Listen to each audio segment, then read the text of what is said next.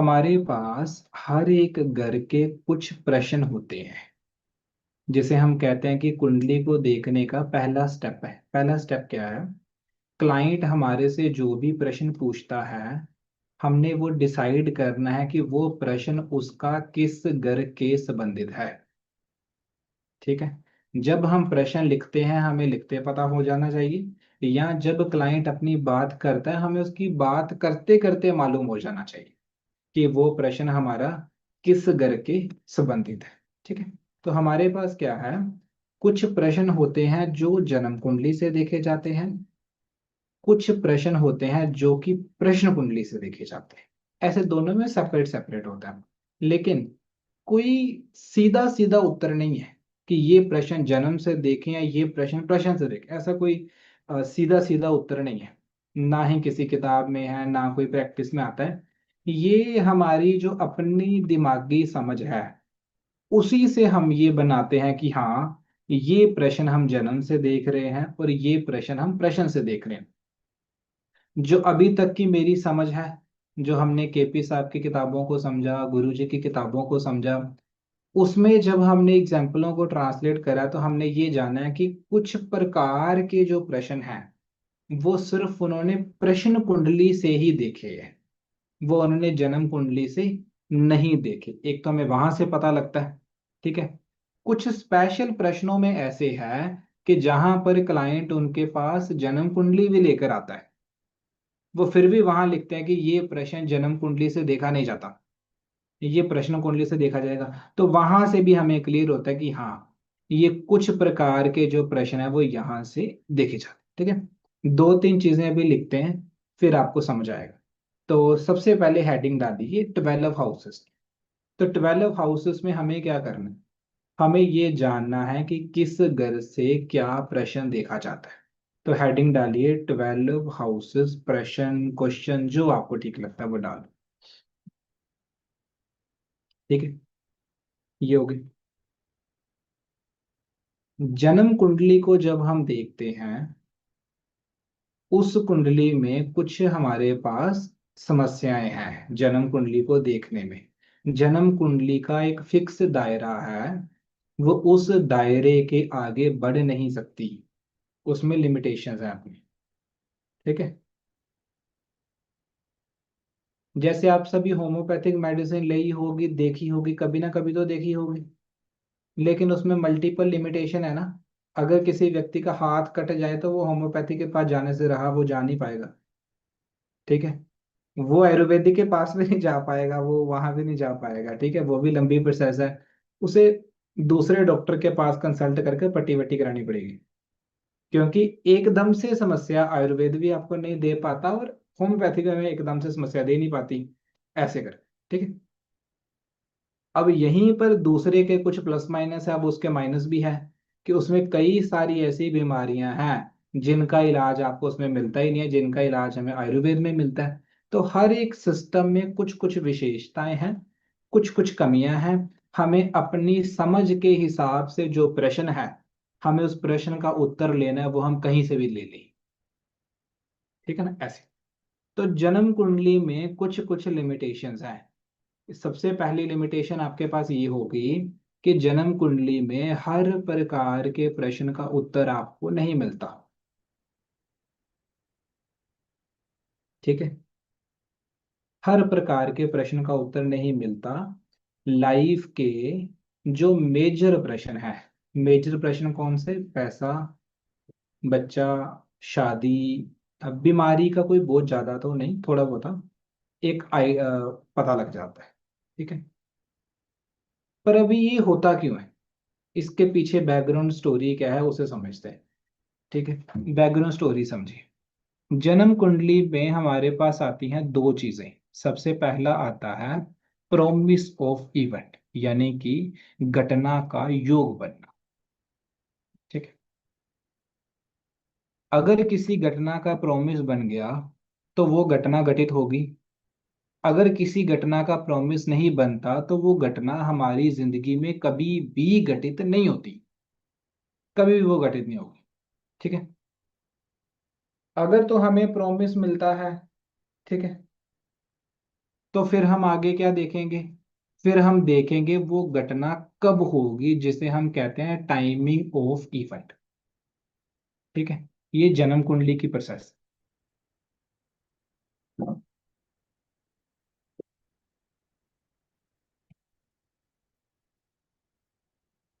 दो चीजें होंगी इसमें, पहला होगा प्रॉमिस ऑफ इवेंट। यहां से आपको क्या पता लगेगा, वो प्रॉमिस कुंडली में है या फिर नहीं, यस और नो। अगर आपका प्रॉमिस ऑफ इवेंट बनता है तो फिर आगे की हमारे पास स्टेप आती है, जिसमें हम कहते हैं timing of event. Timing of event में अगर तो प्रॉमिस हुआ तो फिर देखेंगे कब होगा। ठीक है, तो टाइमिंग ऑफ इवेंट में क्या हम पढ़ते हैं, हम उसमें पढ़ते हैं महादशा और हम उसमें पढ़ते हैं अंतरदशा।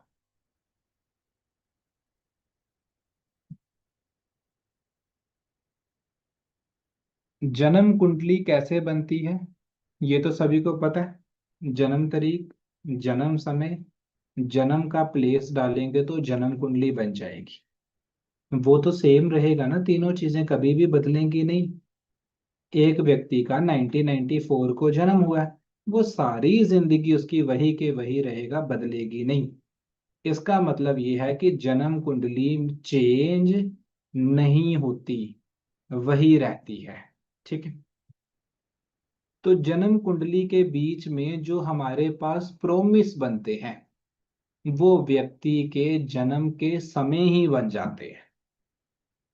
ठीक है, जो इवेंट के प्रोमिस हैं वो जन्म के समय बन जाएंगे। यानी कि जिस भी समय मेरा, आपका, किसी का भी जन्म हुआ होगा, हम उसके कुंडली में देख सकते हैं शादी इसकी होगी या नहीं होगी, इसके बच्चा होगा या नहीं होगा, ये जेल जाएगा नहीं, ये हम चेक कर सकते हैं। ठीक है, प्रोमिस A to Z बन जाएगा। लेकिन वो प्रोमिस अपने अपने टाइम पर जाकर घटित होंगे, जिसे हम कहते हैं टाइमिंग ऑफ इवेंट। लेकिन प्रॉमिस बन जाएंगे आपके। ठीक है, प्रॉमिस आपके सारे बन जाएंगे। ठीक, अब हम एक प्रश्न लेते हैं शिक्षा का, उदाहरण समझने के लिए। शिक्षा हम देखते हैं फोर्थ हाउस से। तो जैसे व्यक्ति का जन्म हुआ, फोर्थ हाउस के प्रॉमिस बन गए हमारे पास, सारे के सारे बन गए फोर्थ हाउस के प्रॉमिस। ठीक है, अब शिक्षा के संबंधित कितने सारे प्रश्न हैं जो सिर्फ फोर्थ हाउस के ही है। जैसे अच्छी रहेगी शिक्षा का खराब रहेगी, ये भी हम फोर से देखेंगे। स्कूल कॉलेज में एडमिशन मिलेगी कि नहीं, ये भी हम फोर से देखेंगे। पेपर में पास होगा कि फेल होगा, ये भी हम फोर से देखेंगे। अब अगर हमें प्रश्न देखना है कि वो पेपर में पास होगा कि फेल होगा, आपने जन्म कुंडली में देखा प्रॉमिस और आपको जन्म कुंडली में प्रॉमिस मिला कि वो फेल होगा। ठीक है, लेकिन जिंदगी में व्यक्ति कितने बार पेपर देगा, क्या वो सभी में फेल होगा? ये तो प्रैक्टिकली पॉसिबल नहीं है। कोई भी व्यक्ति अगर जिंदगी में 20 बार पेपर दे तो क्या वो 20 बार ही फेल होगा? नहीं। पर वो 20 बार फेल कैसे हो रहा है? क्योंकि हम किसे देख रहे हैं, हमने देखा जन्म कुंडली से। जिस जन्म कुंडली में प्रोमिस जन्म के साथ ही बन गया, तो सारी जिंदगी वही प्रोमिस चली जा रहा है, प्रोमिस ही बदल नहीं रहा। ठीक है, प्रोमिस बदल ही नहीं रहा। तो जब प्रोमिस ही नहीं बदलेगा तो उस प्रश्न के संबंधित जितने भी प्रश्न पूछे जाएंगे उनका उत्तर सेम ही निकलेगा। ठीक है, स्कूल कॉलेज में एडमिशन होगी कि नहीं होगी, पहले बच्चा 10th के बाद 11 12 में किसी स्कूल का प्रश्न पूछ सकता है, फिर वो ग्रेजुएशन का पूछ सकता है, फिर वो मास्टर का ही पूछ सकता है, फिर वो PhD का भी पूछ सकता है। लेकिन अगर हम जन्म कुंडली से देखेंगे तो सभी का ही उत्तर सेम आएगा, सभी का उत्तर सेम आएगा। ठीक है, ऐसे हमारे पास बीमारी के समय में हमें क्या उपचार लेना चाहिए, ये हमारे पास एक प्रश्न आता है। ठीक है, अब जन्म कुंडली में तो वो भी सेम हो गए, एक ही होगा कोई ना कोई। लेकिन व्यक्ति को जिंदगी में कितनी सारी बीमारियां लगेंगी, तो सभी के लिए क्या एक ही उपचार लिया जाएगा? तो हमें क्या करना है, हमें वही बात है कि कोई सीधा सीधा उत्तर नहीं है, ये अपनी दिमागी समझिए। हमें अपने दिमाग से ये सोचना है कि जो भी क्लाइंट ने हमसे प्रश्न पूछा है, क्या वो प्रश्न व्यक्ति की जिंदगी में एक से दूसरी तीसरी चौथी बार कितने बार हो सकता है।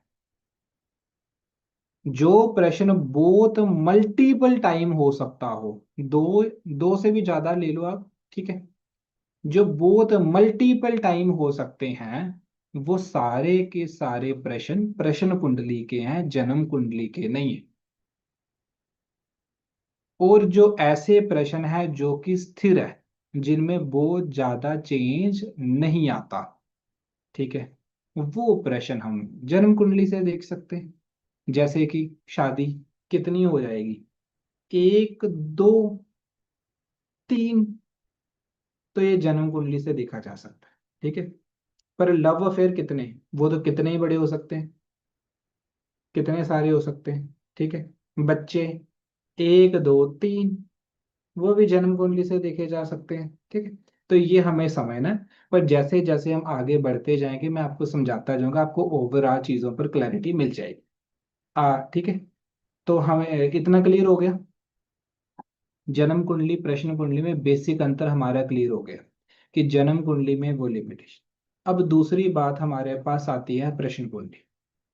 प्रश्न कुंडली से कुछ भी देखा जा सकता है, उसमें कोई भी मनाही वाली बात नहीं है। जैसे जन्म कुंडली में तो मना वाली बात है कि कुछ प्रश्न नहीं देख सकते, लेकिन जो प्रश्न जन्म कुंडली के हैं वो भी प्रश्न से देखे जा सकते हैं। जैसे शादी और लव अफेयर में, शादी का प्रश्न जन्म कुंडली से देखेंगे, लेकिन लव अफेयर का प्रश्न जन्म कुंडली से नहीं देखेंगे, ठीक है। लेकिन प्रश्न कुंडली से दोनों देखे जा सकते हैं। क्लियर हो गया पॉइंट कि नहीं क्लियर हो गए। प्रश्न कुंडली में कोई भी लिमिटेशन नहीं है, प्रश्न कुंडली से कुछ भी देखेंगे। पर जन्म कुंडली में लिमिटेशन है, जन्म कुंडली में अपने कुछ फिक्स प्रश्न है, वो उन फिक्स प्रश्नों के आगे बढ़ती नहीं है, ठीक है। अब दूसरी बात, जन्म कुंडली का एक विशेष बेनिफिट है, जो बेनिफिट हमें प्रश्न कुंडली में नहीं मिलता। प्रश्न कुंडली में क्या होता है, प्रश्न कुंडली बनती है व्यक्ति ने जब प्रश्न करा है, उसकी वो प्रश्न कुंडली बनती है। एक सेकंड।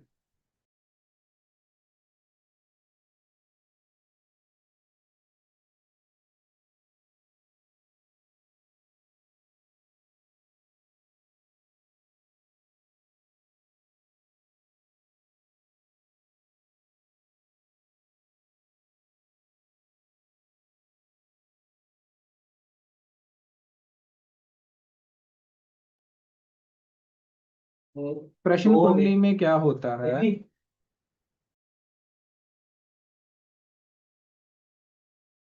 प्रश्न कुंडली में क्या होता है, जब व्यक्ति हमारे से कोई विशेष प्रश्न पूछता है, उस समय हमें कुंडली बनाते हैं तो वो बन जाते हैं। मैं आपको कहूँ, कोई भी मैं आपको प्रश्न कहूँ, मैं आपको ये कहूँ कि मान लो कोई बीमारी का प्रश्न कह दो, ठीक है। मैं आपको कहूँ जी मेरी बैक पेन होती है, इसके बारे में मुझे बता दो कि वो उसमें रिलीफ मिलेगा नहीं मिलेगा, कब मिलेगा, क्या उपचार दे। लेकिन आप ये नहीं देख पाओगे कि वो बैक पेन शुरू कब से हुई है, क्योंकि वो उसके आगे की प्रश्न कुंडली बनी है, पीछे की नहीं बनी। समझा पॉइंट कि नहीं समझा।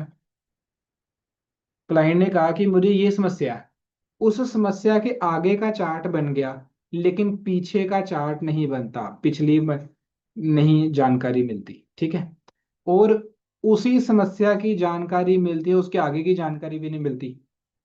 जैसे मैंने आपसे बैक पेन की बात करी है, हो सकता है मेरी बैक पेन रिकवर होते होते मुझे बैक पेन तो ठीक हो जाए, पर कोई दूसरी और बीमारी लग जाए, ठीक है। पर प्रश्न कुंडली ये भी जवाब नहीं देती, क्योंकि प्रश्न कुंडली एक ही प्रश्न के बारे में जानकारी हमें देती है। उसके नाम का ही ये मतलब है, प्रश्न कुंडली व्यक्ति ने जो भी प्रश्न करा है उस प्रश्न की बनी हुई कुंडली। क्लियर पॉइंट, इतना प्रश्न कुंडली की डेफिनेशन क्लियर होगी, ठीक है। जन्म कुंडली में आपको ज्यादा सावधान होने की जरूरत नहीं पड़ती। चार्ट आता है, खोल लेते हैं, थोड़ा सा बर्थ टाइम रेक्टिफिकेशन करके देखना शुरू कर देते हैं। प्रश्न कुंडली में थोड़ी सी दिक्कत है। प्रश्न कुंडली बनती है प्रश्न की कुंडली, ठीक है। अब प्रश्न का मतलब ये है कि व्यक्ति हमसे जो भी प्रश्न पूछेगा उस प्रश्न की कुंडली बन जाएगी, ठीक है। अब व्यक्ति ने क्या पूछा है ये आपको ध्यान से समझना पड़ेगा, और फिर आपको देखना पड़ेगा उसने जो पूछा है उसमें से आपके अकॉर्डिंग प्रश्न क्या बनता है। क्योंकि वो तो कुछ भी पूछ सकता है, उसका क्या है, लेकिन वो सारे के सारे रूल आपके पास हों ये जरूरी नहीं। आपके पास तो 1 से लेकर 12 तक के घरों के रूल हो सकते हैं, ठीक है। तो ये प्रश्न कुंडली में कई बार क्या होता है कि शुरुआती में क्लाइंट प्रश्न पूछता है, आप उससे प्रश्न कुंडली बनाना शुरू कर लेते हैं, लेकिन उसका प्रश्न ही क्लियर नहीं होता कि उसमें पूछना क्या है क्या नहीं पूछना, ठीक है। दो का प्रश्न लिख लेते हैं, आपको समझ आ जाएगा। मान लो किसी व्यक्ति को कोई लड़का या लड़की को कोई लड़का पसंद आ गया, और करनी उसने उसके साथ शादी है, उसका ये प्रश्न हो कि क्या मेरी उससे शादी होगी। और वो प्रश्न आपसे ये पूछ ले कि क्या मेरा लव अफेयर से होगा कि नहीं होगा। दोनों अलग अलग प्रश्न है। क्या मेरी उसी व्यक्ति से शादी होगी, ये अलग प्रश्न है। क्या मेरा उससे प्यार मोहब्बत सफल होगा, ये अलग प्रश्न है। दो अलग अलग प्रश्न। प्यार मोहब्बत सफल का प्रश्न 5वें घर से देखा जाएगा, उसी से शादी होगी ये प्रश्न 7 से देखा जाएगा। लेकिन व्यक्ति को जब कोई व्यक्ति पसंद आ गया, अब उसने क्या पूछना है क्या नहीं पूछना ये उस पर निर्भर करता है, ठीक है। तो प्रश्न कुंडली में मल्टीपल टाइम ऐसा होता है कि सामने वाले व्यक्ति को अपना प्रश्न ही क्लियर नहीं होता, ठीक है। तो क्या करना होता उस स्थिति में, प्रश्न व्यक्ति को प्रश्न कुंडली में प्रॉपर आपको अच्छे से सुनना है, फिर अपना दिमागी समझ से आपको देखना है अब यहाँ पर क्या प्रश्न लगेगा, ठीक है। कई बार व्यक्ति कहता है क्या मेरा लव अफेयर सफल होगा। अब उसके रिगार्डिंग क्या पता सफलता का यही मतलब हो कि हमारी शादी हो। क्योंकि व्यक्ति टू व्यक्ति उस उत्तर का अलग अलग उत्तर हो सकता है सेम बात का, ठीक है। तो प्रश्न कुंडली में ये सावधानी आपको रखनी है। तो व्यक्ति के प्रश्न को अच्छे से पहले सुनो, फिर लिखो, फिर हमने देखना है कि वो कैसे लगेगा, ठीक है। प्रश्न कुंडली में पहला नियम होता है कि क्लाइंट के दिमाग में उस प्रश्न को स्थिर किया जाता है। तो क्लाइंट के दिमाग में वो प्रश्न स्थिर कैसे होता है ये इसे समझते हैं, ठीक है। जैसे मैंने आपको बताया, सबसे पहले प्रश्न को लिखेंगे, उसके बाद हम ये प्रश्न डिसाइड करेंगे कि क्या लगना, क्या रूल लगना है, ठीक है। जो आपको लगे रूल लगना है और ये उसका प्रश्न है, क्लाइंट को कहना है कि इस प्रश्न के बारे में बार बार सोचे, तो वो प्रश्न स्थिर होगा, ठीक है। एक उदाहरण समझते हैं। मान के चलो किसी व्यक्ति ने किसी कॉलेज के एडमिशन में अपना एग्जाम वगैरह दिया हो, उसे एडमिशन की शीट भी मिलती है। मान लो शीट मिलती है 30 कॉलेज में शीटें, और उसे शीट मिलती है 31। तो नहीं आती, उसकी शीट के बीच में नहीं आ रही क्योंकि 30 31 मिली है। और वो आपसे प्रश्न पूछने आ जाए कि अब मुझे टिकट स्कूल में एडमिशन मिलेगी नहीं मिलेगी, लेकिन वो सीधा तो ये प्रश्न नहीं ना करेगा कि मुझे स्कूल में एडमिशन मिलेगी नहीं। वो अपनी पूरी आपको कहानी बताएगा कि मैंने पेपर दिया, पेपर के बाद टोटल शीटें थी 30, मेरा नंबर आ गया 31, ठीक है। अब कॉलेज शीटें बढ़ाएगा, कोई शीट छोड़ जाएगा, पता नहीं मुझे मिलेगी नहीं, ऐसे वो कहानी सी बताएगा। आपने सारा कुछ लिख लिया। अब आपने खुद की समझ से ये समझना है कि अब वो पूछना क्या चाहता है। अब वो ये पूछना चाहता है कि मुझे स्कूल में एडमिशन मिलेगी या नहीं मिलेगी। अब फिर हमें उसे कहना है कि आप अपने दिमाग में 2 3 बार इस प्रश्न के बारे में सोचो क्या मुझे स्कूल में एडमिशन मिलेगी या नहीं मिलेगी। ऐसे दिमाग में प्रश्न क्या होगा, स्थिर होगा। Clear point. कैसे दिमाग में प्रश्न स्थिर होता है, क्योंकि वो बहुत कुछ पूछ सकता है, जो जो उसे लगे, कितनी सारी बातें पूछ सकता है।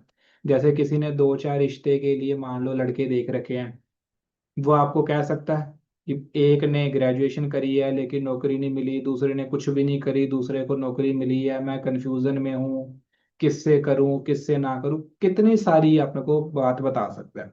लेकिन इतनी सारी बात में से हमने एक ही बात निकालनी है कि अब मैं उस व्यक्ति से शादी करूं या ना करूं। ठीक है। क्योंकि हमारे पास पहले घर से लेकर 12 तक के घरों के ही प्रश्न हैं। उन प्रश्नों में से हमने देखना है हमारे पास कौन सा रूल लग सकता है, और वो प्रश्न हमने उसके दिमाग में स्थिर करना है। ठीक है। केपी में प्रश्न कुंडली बनती कैसे है वो एक अलग सब्जेक्ट है, उस पर हम आगे आएंगे। अभी हम 1 से लेकर 12 तक के घरों के रूल के बारे में जानते हैं कि किस घर से क्या देखा जाता है। पूरी डिटेल तो अभी हम नहीं कर रहे, क्योंकि आगे जाकर हम फिर से एक एक घर को पकड़ेंगे। अभी हम क्या करते हैं, मेजर मेजर चीजें लिखेंगे, मेन मेन क्या है, छोटी छोटी हम आगे लिखेंगे। मैं धीरे धीरे बोलता हूँ, आपसे लिखो। ठीक है। सबसे पहले पहला घर। पहले घर से व्यक्ति के शरीर के बारे में जानकारी आपको मिलती है। अब शरीर में क्या, सुंदर है, काला है, गोरा है, ये हम केपी में ऐसा देखते नहीं। ठीक है, वैदिक ज्योतिष का सब्जेक्ट। केपी हम ऐसा देखते नहीं। शरीर के साथ क्या हो सकता है, शरीर के साथ एक्सीडेंट हो सकता है। एक्सीडेंट का प्रश्न पहले घर से देखते हैं। ठीक है। शरीर को मृत्यु हो सकती है। मृत्यु हम पहले घर से देखते हैं, व्यक्ति की एज के बारे में। ठीक है। कई बार ना कोई व्यक्ति गुम हो जाता है। गुम हुआ व्यक्ति एक ही जगह पर रुका हुआ है, चल रहा है, नहीं चल रहा, वो भी पहले घर से मिलता है। गुम हुआ व्यक्ति मिलेगा या मिलेगा वो नहीं, गुम हुई वस्तु एक ही जगह पर रही है या वो चल रही है वो। अब 3 प्रश्न हो गए पहले करके, एक्सीडेंट, उम्र और गुम हुआ व्यक्ति। दिमाग से सोचते हैं। ठीक है। जो प्रश्न प्रश्न कुंडली के हैं उनके आगे आपने होरारी लिखना है। केपी में प्रश्न कुंडली को होरारी कहते हैं, प्रश्न कुंडली नहीं लिखना। प्रश्न कुंडली जनरल भाषा, HORAR भाई। ठीक है। तीनों प्रश्नों को एक एक कर कर सोचना है कि कौन सा प्रश्न बार बार हो सकता है और कौन सा प्रश्न एक या दो तीन बार हो सकता है। पहला प्रश्न, एक्सीडेंट। एक्सीडेंट कितने बार हो सकता है, मल्टीपल टाइम हो सकते हैं। तो ये प्रश्न कुंडली का प्रश्न है, इसके आगे ब्रैकेट में लिखो खुरारी। दूसरा, उम्र। उम्र तो एक ही बार रहेगी जो भी है व्यक्ति की, तो ये जन्म कुंडली से देखी जाएगी। और तीसरा प्रश्न क्या है आपका, तीसरा प्रश्न हमारे पास क्या था, और वही गुम हुआ व्यक्ति। एक व्यक्ति लाइफ में कितनी बार गुम हो सकता है, कई बार बच्चे गुम हो जाते होते हैं। कोई बच्चा मेले में गुम हो गया, कोई किसी आश्रम में गुम हो गया, तो ये भी प्रश्न कुंडली का प्रश्न हो गया। ऐसे में समझ आ गया ना पॉइंट। और एज के प्रश्न के आगे लिखा है जन्म कुंडली। प्रश्न कुंडली में तो कोई लिमिटेशन ही नहीं है, वो प्रश्न से देखा जा सकता है। ठीक है। लेकिन जो ऊपर के 2 प्रश्न हैं, पहला एक्सीडेंट वाला और गुम हुए व्यक्ति, ये जन्म कुंडली से नहीं देखा जा सकता। इसलिए हम सिर्फ आगे होरारी ही लिखेंगे। क्यों, क्योंकि ये तो हमें याद है कि प्रश्न कुंडली से तो कुछ भी देख लो, लेकिन जिनके आगे हमने होरारी लिखा है वो जन्म कुंडली से नहीं देखे जाएंगे। ऐसे आपको ये याद करने का तरीका है। ठीक है। पहला घर, पहले घर के बाद दूसरा घर। दूसरे घर से पैसे से जुड़ी हुई स्थिति को देखा जाता है। पैसे से जुड़े प्रश्न हम दूसरे घर से देखते हैं।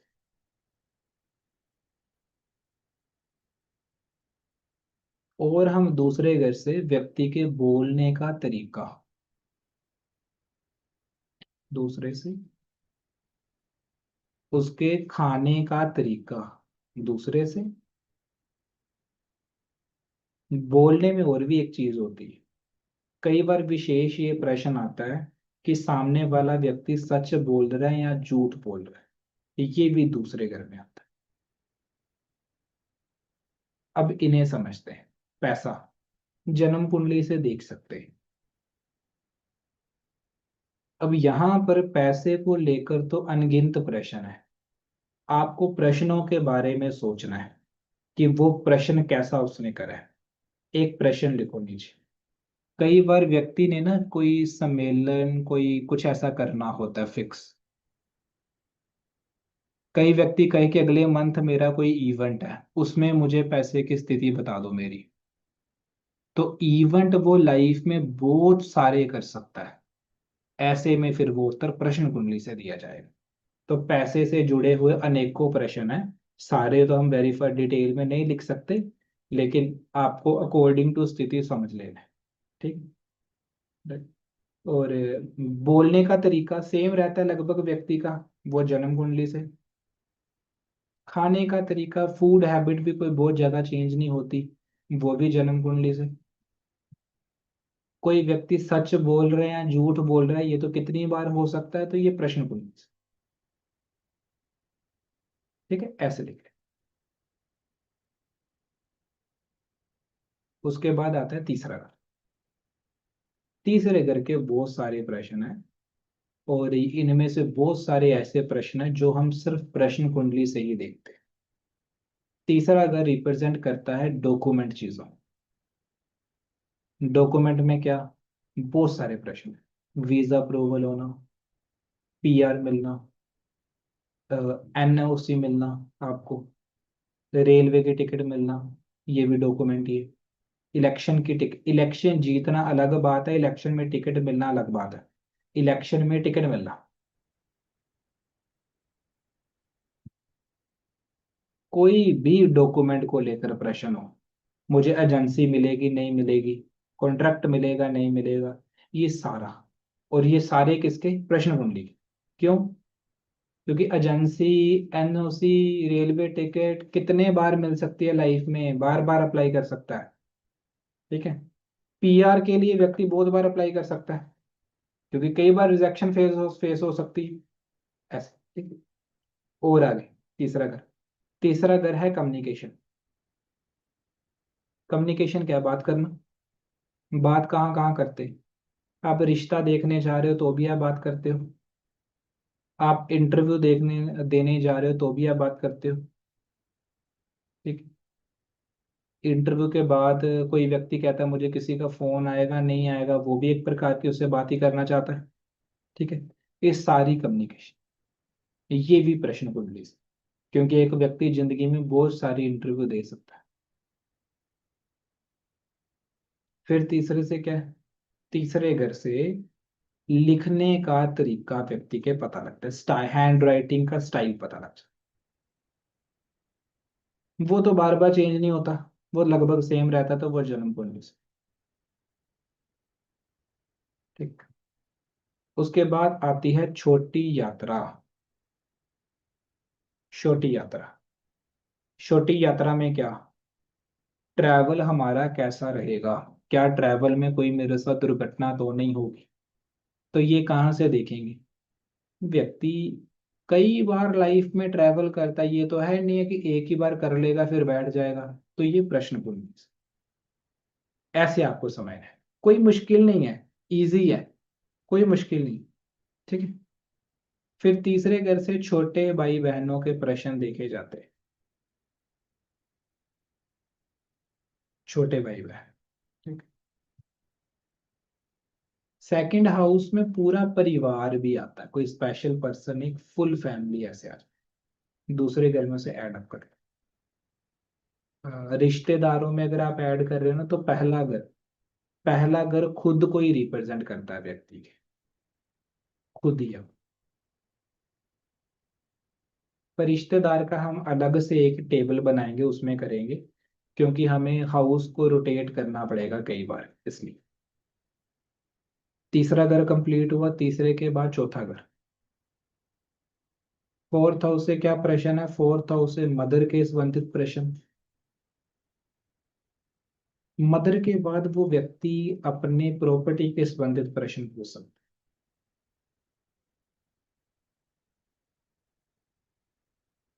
इसी प्रकार से वाहन के संबंधित प्रश्न, इसी प्रकार से केपी में 4,000 से शिक्षा देखते हैं, वैदिक में 5 से देते हैं, केपी हम 4 से देखते हैं। अब इसमें तो बहुत सारे प्रश्न आएंगे, यहाँ लिखने का कोई फायदा नहीं है। जब हम आगे 4,000 को पढ़ेंगे तब उसकी डिटेलिंग लिख लेंगे। मैं आपको वैसे बता देता हूँ, थोड़ा सा आपको समझ आ जाएगा। शिक्षा में ऐसे कितने सारे प्रश्न हैं जो प्रश्न कुंडली से हैं। जैसे कोई व्यक्ति कहता है मेरी शिक्षा ओवरऑल कैसी रहेगी, वो तो जन्म कुंडली से देख लेंगे, ठीक है। लेकिन स्कूल कॉलेज में एडमिशन मिलना, ये जन्म कुंडली का नहीं। पेपर में पास फेल होना, ये जन्म कुंडली का नहीं। मन चाहे स्कूल में एडमिशन मिलना, ये भी जन्म कुंडली का नहीं, ठीक है। ऐसे फिर घर लेने में भी होता है। कोई व्यक्ति कहे क्या मैं अपना घर ले पाऊंगा कि नहीं ले पाऊंगा, ये तो देखा जा सकता है। वो कहता है जी मुझे मनचाहा घर लेना है, ठीक है, मुझे 4 प्रॉपर्टी लेनी है, मुझे 5 लेनी है, मुझे 3 लेनी है, ये फिर जन्म कुंडली के नहीं आते ऐसे, ठीक है। यहाँ अलग अलग नहीं लिखेंगे सारे प्रश्न, कम से कम 10-15 प्रश्न होंगे, फिर वो टाइम वेस्ट वाली बात है। आगे पांचवा में, पांचवें घर से लव अफेयर प्रश्न कुंडली के प्रश्न है। पांचवें घर से चाइल्ड बर्थ, चाइल्ड बर्थ जन्म कुंडली से देखा जा सकता है। पांचवें घर से शेयर मार्केट, शेयर मार्केट में कोई व्यक्ति कहे क्या मुझे शेयर मार्केट में प्रॉफिट होगा ओवरऑल, वो तो देखा जा सकता है। कोई व्यक्ति कहे मुझे ये वाला शेयर लेना है, इसमें होगा कि नहीं होगा, तो वो फिर प्रश्न कुंडली से देखा जाए, ठीक है, जब वो स्पेशल एक इच्छा जाहिर कर देगा, ठीक है।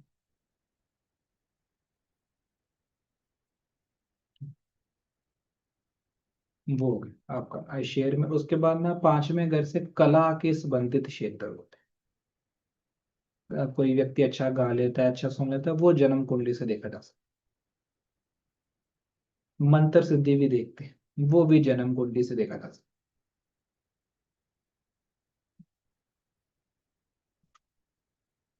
5 के बाद घर नंबर 6, छठे घर से नौकरी जन्म कुंडली से देखी जा सकती है। छठे घर से इलेक्शन जीतना, और छठे घर से कोर्ट केस जीतना, ये दोनों प्रश्न जन्म कुंडली से देखे तो जाते हैं, लेकिन थोड़ा सा मुश्किल हो जाता है, ठीक है।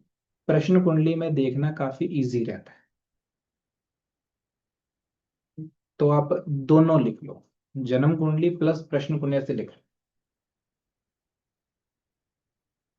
उसके बाद आता है कॉम्पिटिटिव एग्जाम, वो सिर्फ प्रश्न कुंडली, वो जन्म कुंडली नहीं बताते, ठीक है। आपने किसी को पैसे उधार दिए हुए हैं, वो भी 6 से देखे जाते हैं। उधारी पैसे मिलेंगे कि नहीं मिलेंगे, कितने बार आपके उधार पैसे फंस सकते हैं, कई बार, तो वो प्रश्न कुंडली से देखें, ठीक है। लोन का प्रश्न प्रश्न कुंडली से देखा, लोन रीपे का प्रश्न आता है, ये दोनों से देख सकते हैं, जन्म भी प्रश्न, ठीक। छठा घर यहाँ पूरा हो, छठे के बाद सातवां घर, सातवें घर से प्रश्न आता है पार्टनरशिप। व्यक्ति जिंदगी में कितने बार पार्टनरशिप कर सकता है, कई बार कर सकता है, तो प्रश्न कुंडली। शादी जन्म कुंडली, परंतु शादी में कई सारे छोटे छोटे प्रश्न होते हैं। जैसे किसी व्यक्ति को मन चाहे व्यक्ति से शादी करनी है, तो मन चाहे according to time time change होते हैं। स्कूल कॉलेज में कोई और पसंद होता है, बाद में कोई और हो जाता है, बाद में कोई और हो जाता है, ऐसे फिर वो प्रश्न कुंडली से। वो जब हम शादी का टॉपिक करेंगे तब पूरे प्रश्नों को अलग अलग लिखें, ठीक है, ऐसे वो अलग अलग लिखो, ठीक है। शादी का प्रश्न 7 है, 7 के बाद 8, आठवें घर का सबसे पहला प्रश्न है, पहले घर से आपने देखा था एज, ठीक है, 8वें घर से प्रश्न देखा जाता है मृत्यु के समय शरीर की स्थिति। एज नहीं, डेथ कब होगी ये नहीं पता लगता, वो पहले से लगता है। लेकिन मृत्यु के समय शरीर किस स्थिति में होगा वो 8 से पता लगता है। ठीक है, ये जन्म कुंडली से देखते हैं।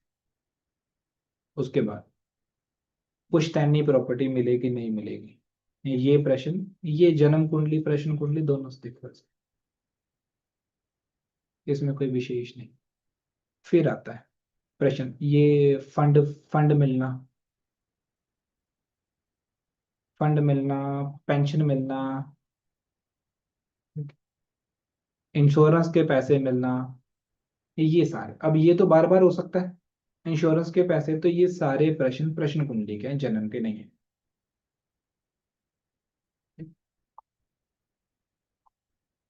उसके बाद आता है 9वां घर।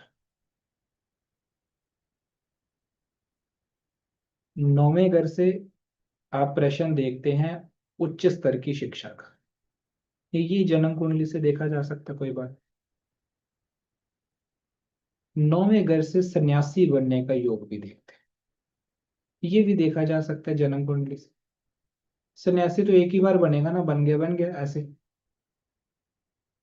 9वें घर से प्रश्न आता है लंबी यात्रा, कि मुझे लंबी यात्रा करनी है, वो कैसे रहेगी मेरी। तो लंबी यात्रा में देखो कितने बार हो सकती है, कई बार हो सकती। तो ये फिर प्रश्न कुंडली से। ठीक है, उसके बाद आता है घर नंबर 10। 10वां घर हमें प्रोफेशन और नौकरी से संबंधित जितने भी प्रश्न है वो सभी की जानकारी देते हैं। ठीक है, छठा घर भी नौकरी की जानकारी देता है, 6 में भी नौकरी लिखो। नौकरी का प्रश्न जन्म कुंडली बता देती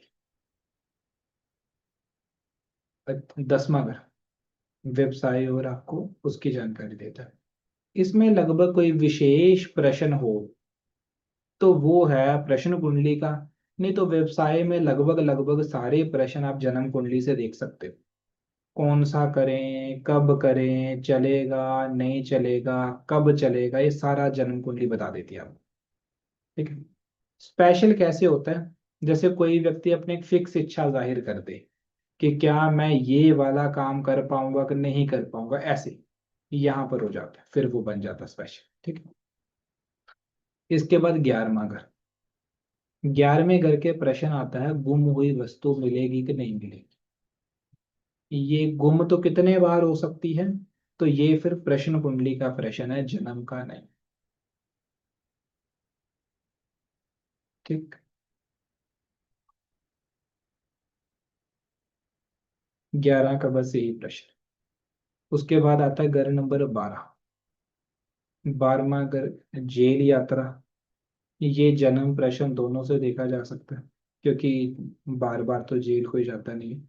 लेकिन प्रश्न आता है बेल का, बेल मिलेगी नहीं मिलेगी, वो तो एक व्यक्ति अगर जेल में चला गया उसे बार बार मिल सकते हैं, तो वो प्रश्न कौन से।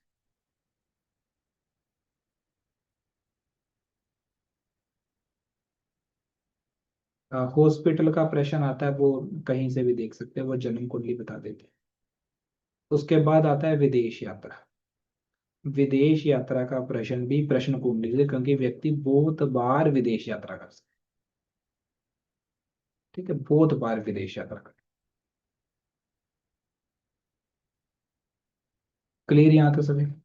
ठीक है, छठे घर में बीमारी भी आती है, वो भी छठे में लिख लेना। बीमारी में कुछ प्रश्न जन्म के हैं, कुछ प्रश्न प्रश्न के। बीमारी में मेजर तौर पर बीमारी सारी प्रश्न कुंडली पर लगती है, जन्म पर नहीं लगती। बीमारी में क्या उपचार लें, क्या इस बीमारी से ऑपरेशन होगा नहीं होगा, इस बीमारी से जीवित बचेंगे नहीं बचेंगे, वो सारे। ठीक है, आपने देखा कि क्या बीमारी से मृत्यु होगी, पर किससे होगी, जन्म कुंडली, व्यक्ति को तो कितनी सारी बीमारियां लगेगी, तो इसलिए जन्म कुंडली नहीं देखनी, कोशिश करनी है प्रश्न कुंडली देखी जाए बीमारी के केस।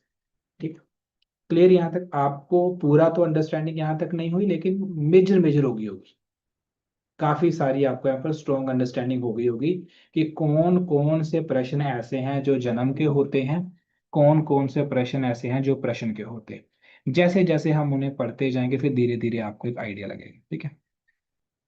दीप्ति मैम ने प्रश्न करा है कि सर डॉक्यूमेंट में प्रॉपर्टी की डीड एंड व्हीकल रजिस्ट्रेशन होता है। देखो, प्रश्न को समझना है, उस प्रकार से प्रश्न लगना है। मैंने आपको शुरू में कह दिया कि क्लाइंट आपसे कुछ भी पूछ सकता है, आपके पास उसके कुछ भी प्रश्न को देने का उत्तर नहीं है, क्योंकि हमारे पास तो 1 से लेकर 12 तक के घर ही हैं। उसने प्रश्न करा है प्रॉपर्टी में डॉक्यूमेंट का प्रश्न। अगर वो ये प्रश्न करे क्या मुझे प्रॉपर्टी मिलेगी कि नहीं मिलेगी, फिर तो 4 से देखेंगे। अब जब वो स्पेशल आपसे प्रश्न कर रहा है डॉक्यूमेंट का कि मेरा प्रॉपर्टी में डॉक्यूमेंट है, तो फिर वो तीसरे घर का प्रश्न हो गया। पहले प्रश्न को अच्छे से सुनना है, फिर आपने देखना वो किस में लगेगा किस में नहीं लगेगा, ठीक है ना।